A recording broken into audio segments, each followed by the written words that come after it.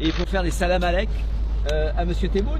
Non mais où on est? Est-ce qu'on est encore un peuple fier? Est-ce qu'on est une nation, une vieille nation? Un peuple qui entend ne pas se coucher, qui entend résister? Moi je donnerai plus à ceux qui méritent et je donnerai moins à ceux qui profitent. La prospérité. On va arrêter le déclin de la France. Ensuite, le régalien, l'autorité. C'est pour les plus faibles l'autorité. La loi de la jungle, c'est les plus forts contre les plus faibles. Je rétablirai l'autorité en modifiant la Constitution. Vous l'avez entendu parler et dire nous allons pas faire des salam alek au président Abdelmadjid Tebboune.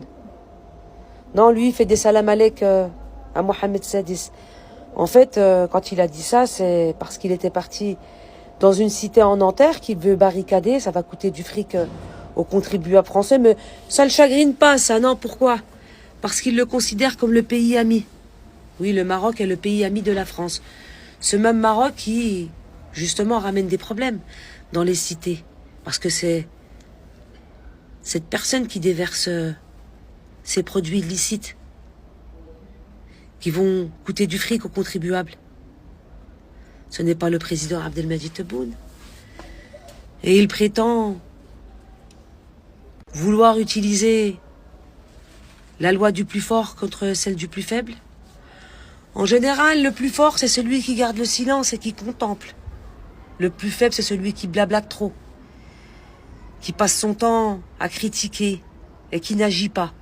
C'est contre lui qu'il faut agir, pas contre le président Abdelmadjid Tebboune, qui est dans son pays et qui signe des contrats, qui fait avancer son pays. Vous savez, ce pays où c'est qu'il y a beaucoup de ressources naturelles, chose que n'a pas le Maroc, si. Il en a une de ressources naturelles, le cannabis, qu'il déverse sur le territoire français. Ça, il en a. Tout ça pour vous dire, il essaye de faire son programme électoral sur le dos du président Abdelmadjid Tebboune, mais ça ne fonctionne pas. Il l'a déjà essayé en nommant Chouki Ben Zahra comme lanceur d'alerte. D'ailleurs, Chouki Ben Zahra n'a toujours pas eu la régularisation de sa situation, toujours pas de nationalité française, contrairement à Boualem Sansal qui, lui, l'a obtenu et qui s'est retourné contre eux. Bruno Retailleau qui a craché sur l'Algérie pour lui.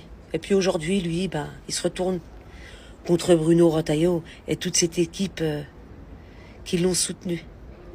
Un traître restera un traître. Et pourtant, le président Abdelmadjid Tebboune vous avait prévenu. Vous ne l'avez pas écouté. Regardez-le tout sourire face au ministre du Maroc. Ministre de l'Intérieur.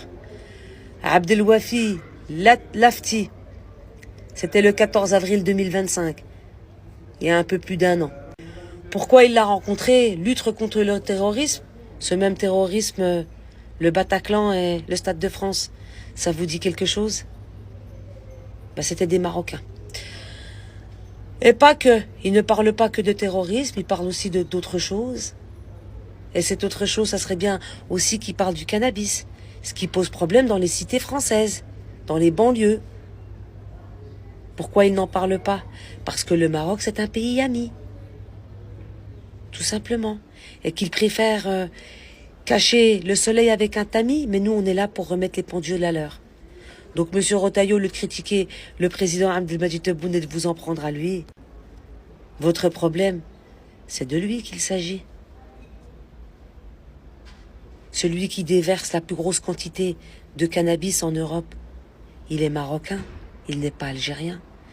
Ce qui coûte de l'argent aux contribuables en France, en enquête et en incarcération, c'est un problème marocain, pas algérien. Sur ce, je vous souhaite une agréable journée.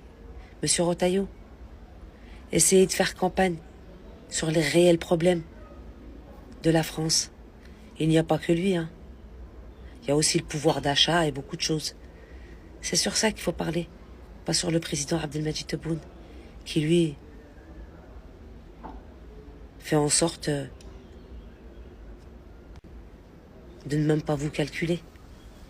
Ce sont des quartiers qui seront bouclés 24 heures sur 24, où on pourra contrôler les entrées et les sorties. en demandant une fois au procureur de la République, mais sans demander chaque jour une autorisation au procureur de la République. Mais on concentrera les moyens des policiers, les moyens des gendarmes mobiles sur ces quartiers-là. Et s'il faut les garder, et s'il faut faire sortir des véhicules blindés de la gendarmerie nationale, je pense par exemple au Centaure, nous le ferons. Voilà. Et pour aider l'autorité judiciaire en matière d'enquête, parce que un juge ne peut pas réussir sa mission s'il n'y a pas des enquêteurs. Les enquêteurs,